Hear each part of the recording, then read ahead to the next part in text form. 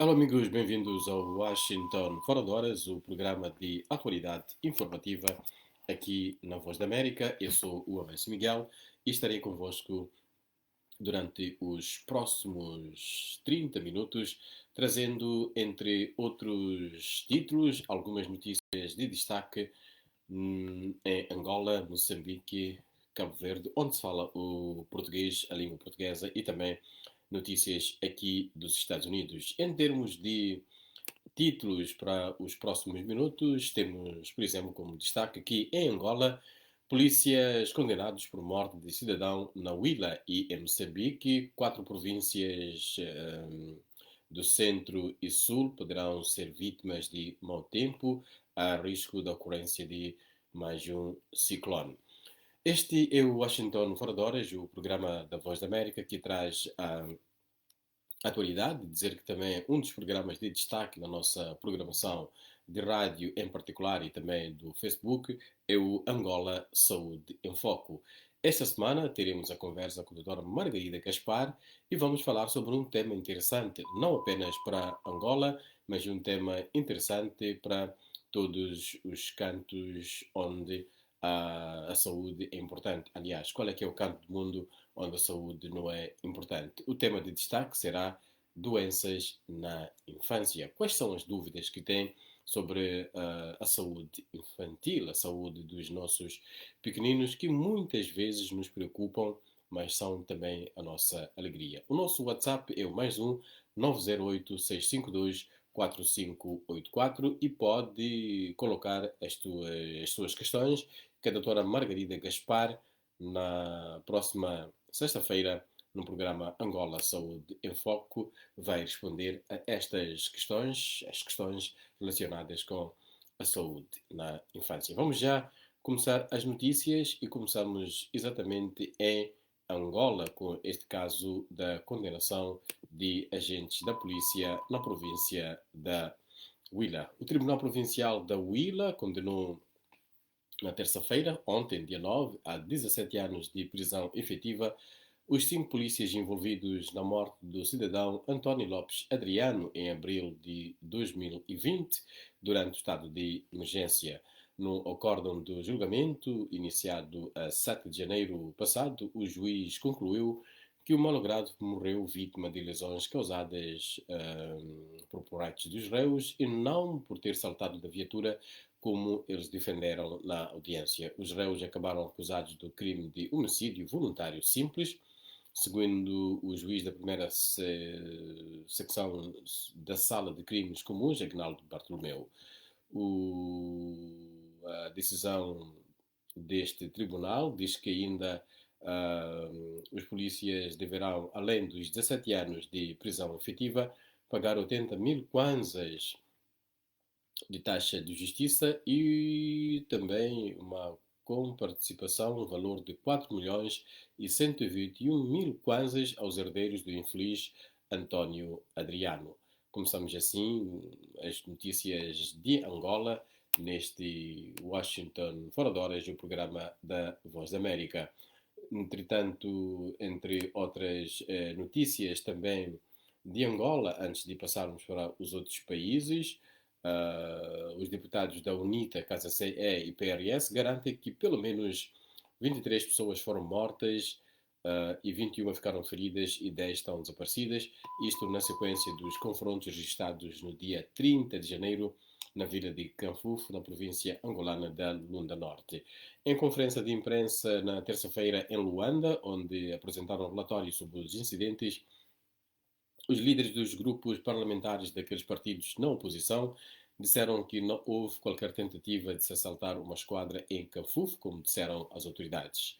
Essa ação, disseram, o assalto à esquadra, nunca existiu, afirmou Benedito Daniel, do partido PRS, para quem foi um facto teórico que habilidosamente foi criado. Os moradores apenas tentavam realizar uma manifestação pacífica, previamente comunicado às autoridades que não permitiram a sua realização, tendo ameaçado dia antes que iriam disparar contra quem saísse à rua, disse Daniel. Dos contactos mantidos, o líder do PRS afirmou que os manifestantes aglomerados para iniciar a marcha foram surpreendidos por efetivos da polícia e das Forças Armadas que surgiram e começaram a disparar de forma indiscriminada. Na página da Voz da América, que é www.voaportuguês, tem toda a atualização sobre estas questões de Canfufo em Angola. Neste Washington Fora de Horas também privilegiamos o contacto com os nossos amigos que seguem através do Facebook, mas também outros que seguem o Washington Fora de Horas através do YouTube.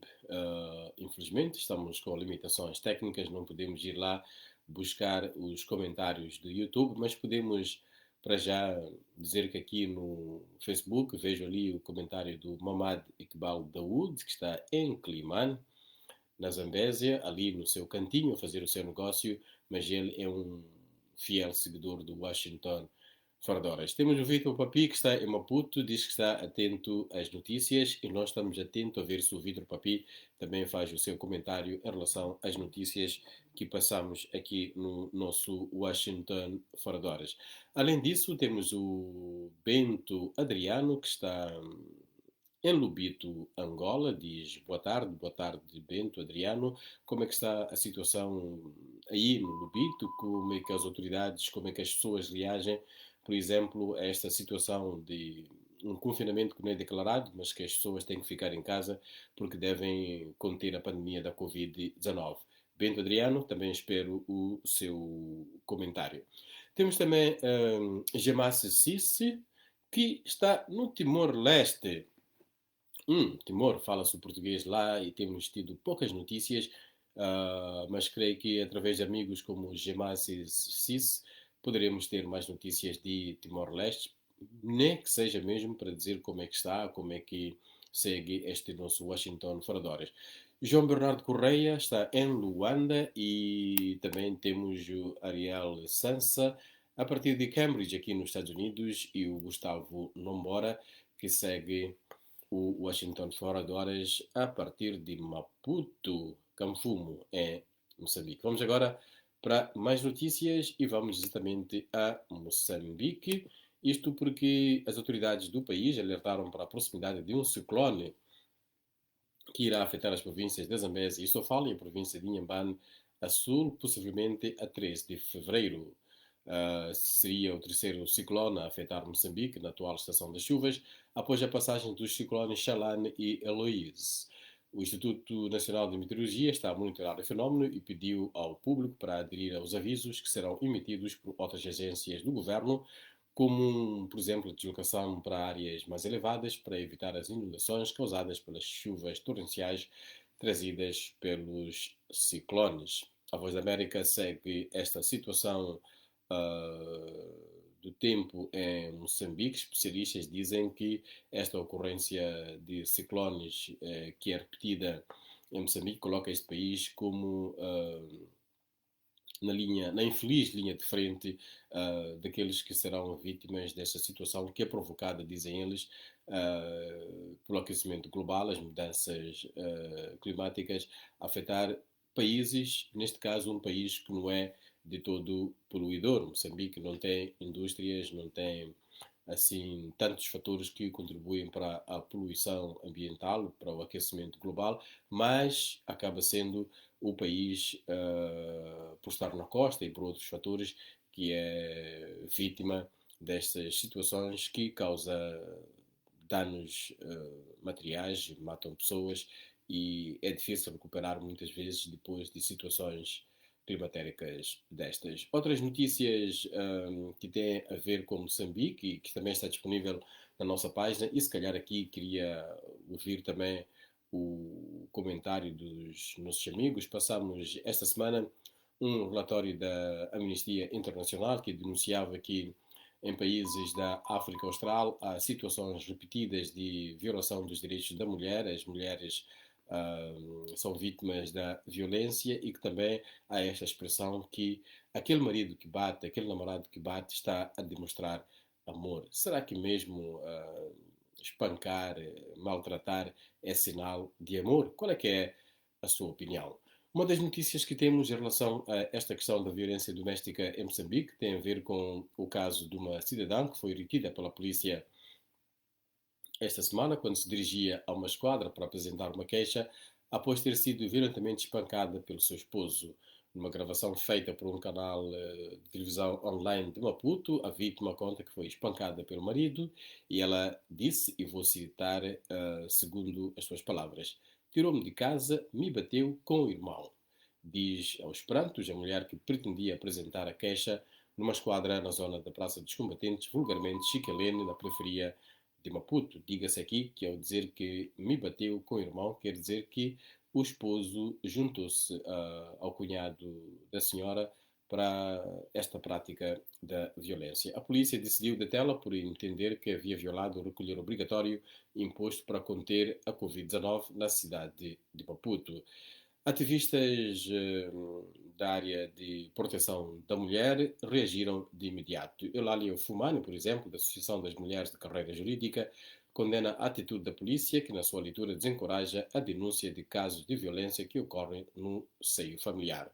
Outra defensora de direitos, Nzira Deus, que lidera o Fórum Mulher, realçou que o caso da senhora agredida e detida revela que em Moçambique os casos de violência doméstica aumentaram neste período de confinamento, cujas medidas têm disposições para garantir a segurança, saúde e bem-estar das mulheres e raparigas. Situação esta que é preocupante em Moçambique, com ativistas a pedirem que nas medidas do estado de calamidade ou estado de emergência, nas medidas todas que têm a ver com a Covid-19, seja tomado em conta a situação destas mulheres que tornam-se mais vulneráveis à violência, e muitas vezes é violência que é perpetrada por parceiros, por pessoas que elas conhecem, e ainda tem mais este argumento de que quem bate demonstra amor. Washington, fora de horas, vamos, antes de seguir para a Guiné-Bissau, ver os comentários dos nossos amigos. O Eugênio Wumbi Wumbi está em Malongo Cabinda, a partir do campo petrolífero. Está a produzir. O Caetano Jess Alberto está em Chimoio Manica. O Alfredo Dingatand segue o Washington fora de horas, a partir da Guiné-Bissau. Antes de falarmos com o João Serrano, vamos já agora às notícias da Guiné-Bissau. Isto porque temos justamente o Alfredo Dingana, que segue este nosso Washington fora de horas a partir da sua bonita Guiné-Bissau. Vamos voltar às notícias. Ativistas guinenses, é uma notícia que também temos disponível na nossa página da internet, alertam que há cada vez mais adolescentes e jovens a consumir drogas. Estão preocupados com o aumento de adolescentes a consumir drogas, algumas das quais drogas injetáveis. Dizem que há crianças de 10 anos no mundo das drogas. A droga mais consumida é a cannabis, tendo em conta o seu preço acessível e a disponibilidade em qualquer esquina de Bissau ou interior do país, disse a Voz da América Abílio Aleluia Co, diretor executivo do Observatório Guinense de Drogas e Toxicodependência. Mas não é apenas o consumo de cannabis que preocupa os ativistas e especialistas. Em 2016, eles notaram, por exemplo, outra tendência. ICO explicou à Voz da América que os adolescentes e jovens já estão a consumir drogas injetáveis, drogas sintéticas. Ele disse que a segunda mais consumida é crack, a terceira, e de forma muito assustadora, é uma que tem a designação MD, que é uma droga sintética que consomem sem conhecer os efeitos para a saúde. Sobre as consequências do consumo da droga, o nosso correspondente na Guiné-Bissau, Lassana Kassamá, colocou esta questão a um especialista, neste caso o psicólogo Jerónimo Eric T, diretor do Centro Mental de Bissau, que alerta que os jovens devem ter cuidado porque a droga faz alteração a nível do sistema nervoso central. O consumo pode resultar em doença mental e constituir um grande risco para a família e a sociedade, pois o paciente pode tornar-se agressivo, disse a especialista, o psicólogo Jerónimo T. Por seu turno, a socióloga Khadija Mané acrescentou que o consumo de drogas cria um desvio comportamental que pode resultar em assaltos, roubos e até homicídios. Aliás, aqui o rodapé diz-se mesmo que o próprio vício da droga porque muitas vezes são pessoas jovens e querem manter o vício, às vezes vão para estes desvios de comportamento, vão roubar aqui e acolá para conseguir comprar a droga, pelo menos para o dia. E a socióloga Khadija Mané diz que é necessário criar estratégias que possam travar o acesso de adolescentes e jovens à droga. Mas perante o que chama de inércia do Estado na luta contra o tráfico e consumo de drogas, Abílio Có, que é ativista e dirige a associação que luta contra o consumo de drogas, diz que será difícil inverter a situação atual. Qual é que é a sua opinião? Podemos mesmo lutar contra as drogas ou consideramos esta uma batalha perdida? Acho que a segunda opção não está certa, não, Amâncio. É preciso que todos estejamos de mãos dadas na luta contra as drogas. Da Guiné-Bissau para o vizinho Senegal, num assunto que tem também a ver com a Guiné-Bissau. O exército do Senegal disse que capturou 3 bases rebeldes na região de Casamance, no sul, que faz fronteira com a vizinha Guiné-Bissau, e esta captura teve exatamente o apoio da vizinha Guiné-Bissau após o início dos combates num conflito de independência há muito adormecido. O conflito em Casamance, que está separado do resto do Senegal pela Gâmbia, é um dos mais antigos do continente africano e custou milhares de vidas desde que eclodiu em 1982. A região voltou a uma calma inquietante nos últimos anos, até que o exército lançou uma nova grande ofensiva a 26 de janeiro, os rebeldes acusando o governo de reiniciar a guerra. Oficiais do exército senegalês disseram à agência France Press que após anos de nem guerra nem paz, a operação foi lançada para proteger a região após abusos cometidos pelos rebeldes contra civis. Noutras notícias, cerca de 20 soldados das Forças da Paz das Nações Unidas foram feridos em ataque à sua base no centro do Mali, na quarta-feira ontem, disse um porta-voz da ONU. Mali vem tentando conter uma insurgência jihadista que surgiu pela primeira vez no norte do país em 2012 e desde então espalhou-se para o centro e para os vizinhos Burkina Faso e Níger. Milhares de soldados e civis foram mortos e centenas de milhares mais tiveram que fugir de suas casas. O centro do Mali é um dos epicentros do conflito regional, onde ataques a soldados e assassinatos étnicos são comuns. Este é o nosso Washington fora de horas daqui da Voz da América, a Voz da América, que tem uma emissão de rádio que inicia às 18 horas em Angola, às 19 horas em Moçambique, às 17 horas na Guiné-Bissau e São Tomé e Príncipe e 4h30 da tarde em Cabo Verde. Uma emissão que destaca os assuntos de destaque nos países africanos de expressão portuguesa. Vamos voltar aqui ao nosso contacto com os nossos amigos, o Mandonga, Muxanga, mas eu não quero fazer batota. Vou mesmo para o Emanuel... Não, o João Serrano. O João Serrano diz que está na banda GPS Luanda. O Emanuel Mateus Meloy, a seguir a partir do Mochico, também em Angola. O Gustavo Nombora diz que segue o Washington fora de horas, diz que gostaria de saber acerca do impeachment do presidente Donald Trump, o processo de impugnação do presidente dos Estados Unidos. Dizer, amigo Nombora, que o processo começou aqui no Senado americano, são ainda os primeiros dias, e se continuar a seguir a Voz da América, ainda nesta emissão, poderemos ter algum detalhe. Caso não, pode, mas não larga o programa, pode ir para a página da internet da Voz da América, www.voaportuguês, e aí também pode perceber o que é isto de processo de impugnação de um presidente, um processo que tem a sua polémica com a equipa de defesa de Donald Trump a dizer que não é constitucional impugnar um presidente, um ex-presidente, mas os senadores democratas a dizerem que sim, isso é constitucional. Há aqui também um debate de interpretação da Constituição. Aliás, tal como sempre, acontece quando são as questões que têm a ver com o direito. Gustavo Nombora, muito obrigado por esta preocupação em querer saber as notícias que nós passamos e que têm a ver com os Estados Unidos. A Rosa de Sarom diz, embora Luanda, Angola, embora para onde? Embora combater a Covid, isso sim. O Madoda Muxanga diz, boa tarde, está ligado a partir de Sofala, concretamente da cidade da Beira, Moato Muno. O Orlindo Conde está também na Beira, Beira a somar. E também temos aqui a Ana Guedes, que diz boa quarta-feira para todos e para mim também.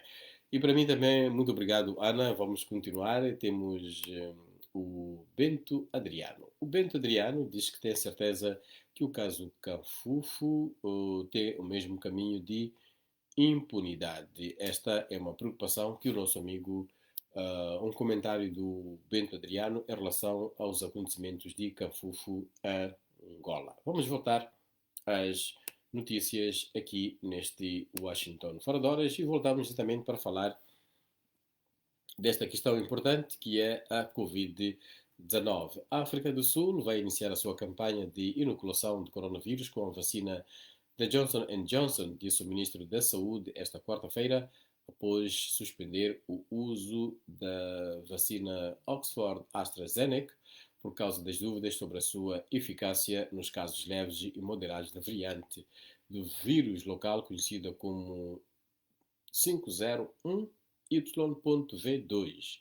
Não há data para o começo da imunização. Até o momento, a África do Sul encomendou 9 milhões de doses das vacinas Johnson Johnson, das quais uma pequena remessa deve chegar na próxima semana. Ainda relacionado com esta questão da Covid-19, a vacina da Johnson Johnson ainda não foi aprovada por nenhum país.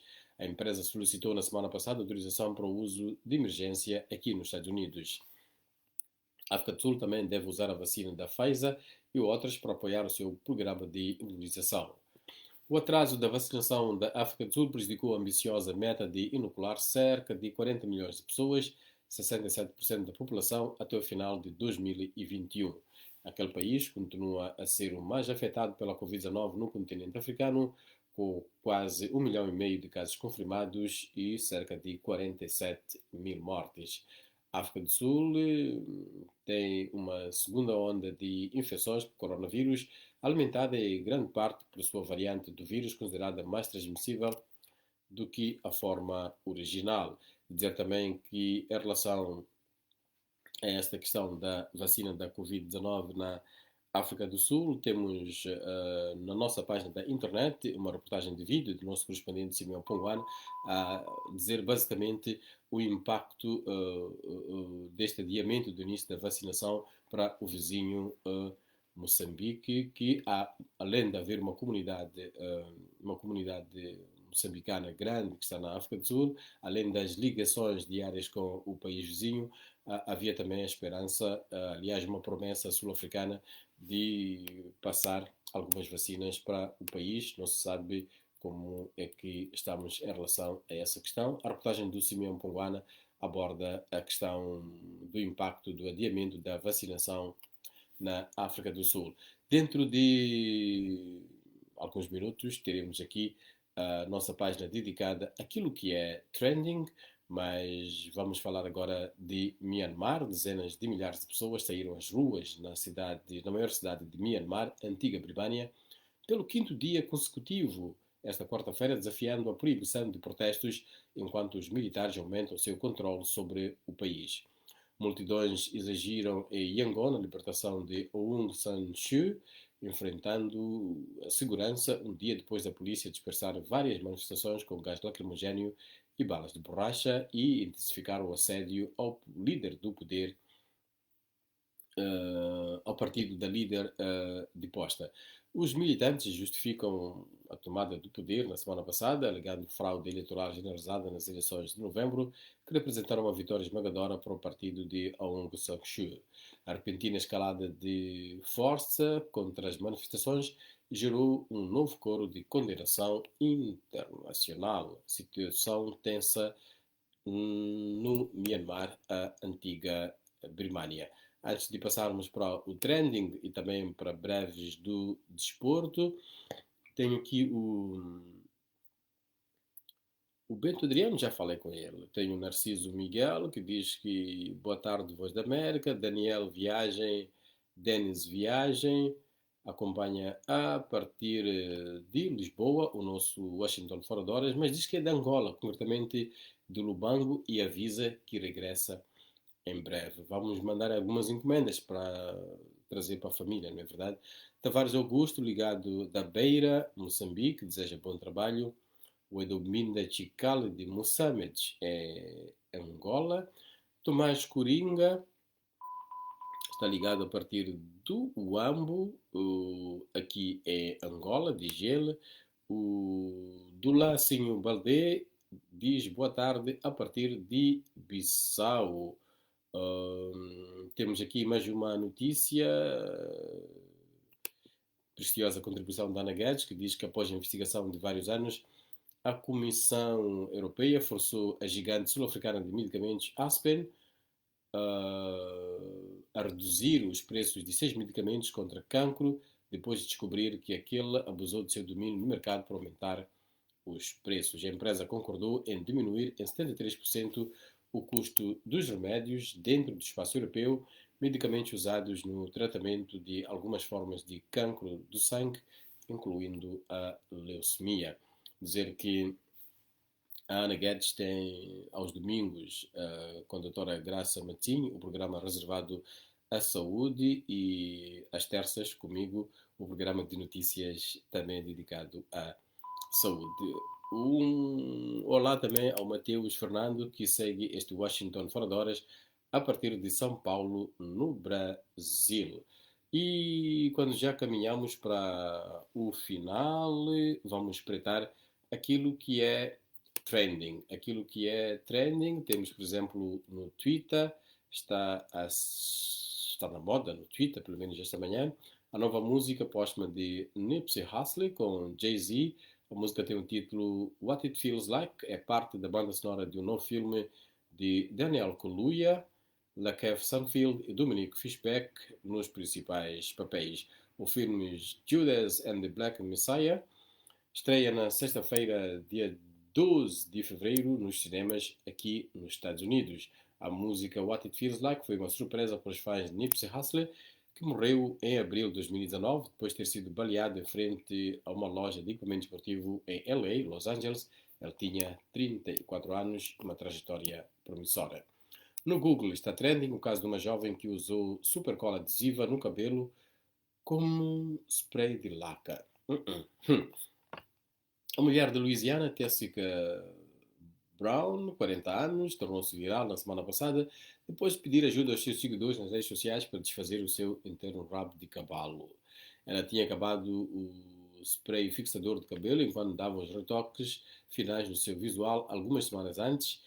Então ela decidiu usar o Gorilla Spray Adhesive, uma cola que se vende muito, Gorilla Glue, um produto que é basicamente uma super cola, e devo dizer que quando você deixa aquilo nas mãos é difícil, é irritante, imagina no cabelo. Agora ela não consegue tirar a cola de força industrial na sua cabeça. Bom, a imagem na cola da cabeça de Tessica Brown tem tudo menos beleza. Ela cria um rabo de cavalo interno e está de facto difícil de desfazê-lo. Segundo o site Market Watch, Tessica Brown disse aos seus seguidores nas redes sociais que tem o penteado assim há cerca de um mês e que não é por escolha própria. Ela diz ter lavado o cabelo 15 vezes, pode lavar a 16ª, mas que a cola simplesmente não sai. O seu vídeo a pedir ajuda foi visto 21 milhões de vezes no TikTok e 3 milhões de vezes no Instagram. Tessica já tentou de tudo, inclusive ir ao hospital, mas todas as tentativas falharam. A marca Gorilla Glue respondeu a um desvio de Tessica no Twitter, sugerindo que ela use água quente e esfregue álcool para remover a cola, mas advertiu: não recomendamos o uso dos nossos produtos no cabelo porque eles são considerados permanentes. Mais de 100 milhões de pesquisas no Google são relativas a este drama de Tessica Brown. Na página da internet da Voz da América, o artigo que está a chamar a atenção dos leitores é: governo angolano quer 500 milhões de dólares de companhia do marido de Isabel dos Santos.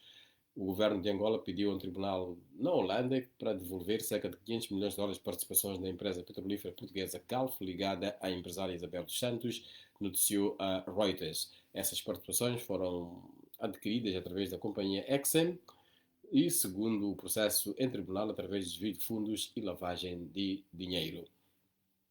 No programa Angola Saúde em Foco, esta semana, teremos em conversa a doutora Margarida Gaspar. Vamos falar sobre doenças da infância. Se tem dúvidas sobre saúde infantil, manda um WhatsApp para o +1 908 652 4584, que a doutora Margarida Gaspar vai ter todo o gosto em responder às suas preocupações. Vamos marcar sim o ponto final a este nosso Washington fora de horas, o nosso Washington fora de horas, com uma breve atualização sobre o desporto. Quem trata de desporto aqui na Voz da América é o João Santarita, mas ele acaba de partilhar algumas notas, diz que vai destacar o desporto em vários países e há jogos da taça. Diz que em Portugal, por exemplo, o Porto, que é o atual editor da taça de Portugal, visita o Sporting de Braga na primeira mão das meias finais da Taça de Portugal, 3 dias depois de ter empatado com a mesma equipa para o campeonato.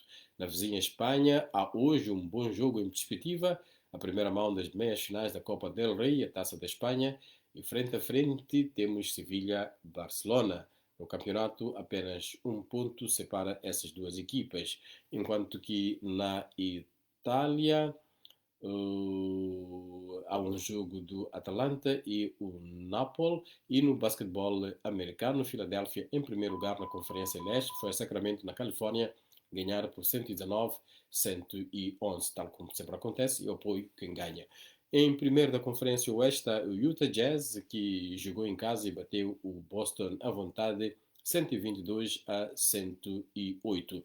No ténis, aqui o Open, o Aberto da Austrália, que é um dos maiores do ténis mundial, hoje nos femininos, a romena Simona Halep, a número 2 no ranking do torneio, suou para bater a australiana Aja Tomljanovic por 2-1 nos parciais 4-6, 6-4, 7-5. A japonesa Naomi Osaka, número 3, bateu a francesa Caroline Garcia por 2-0, com os parciais de 6-2 e 6-3. Já nos masculinos, ontem, o número 1 do torneio, o sérvio Novak Djokovic, teve que suar também para bater o americano Francis Tiafoe por 3-1, parciais 6-3, 6-7, 7-6 e finalmente 6-3. Com essas notas do ténis, mais sobre o desporto, na nossa emissão vespertina, a partir das 18 horas de Angola, 19 de Moçambique, 17 e na Guiné-Bissau e São Tomé e Príncipe, 4h30 da tarde em Cabo Verde. Os últimos que falaram connosco aqui foram o Mateus Fernando, de São Paulo, a Tina Souza, está num dos países nórdicos, a minha vista não ajuda a descrever a bandeira, o Geraldo Ivaristo, ligado a partir de Cabinda, Yura Albuquerque, Namíbia, Moçambique, é a banda Angola. Bom, afinal a banda não é Luanda. O David de Machimboco está em Metangula, Lago Niassa, Moçambique. Tina José, nem vai sair. O que é que não vai sair? Bom, não sei. O Hélio Castro, não vai sair o seu comentário. O seu comentário saiu, Tina. E agora? Moçambicano Hilário Bezô fala... não. É uma comunicação que ele está a ter com a tia Lina. Vamos deixar para lá esta comunicação. Passamos já 3 minutos do tempo que tínhamos aqui no Washington Fora de Horas. Sou Amancio Miguel. Amanhã estará aqui mais um colega para mais uma emissão com mais notícias dos países de língua portuguesa, dos Estados Unidos e do resto do mundo. Um grande abraço do Amancio Miguel. Até para a semana.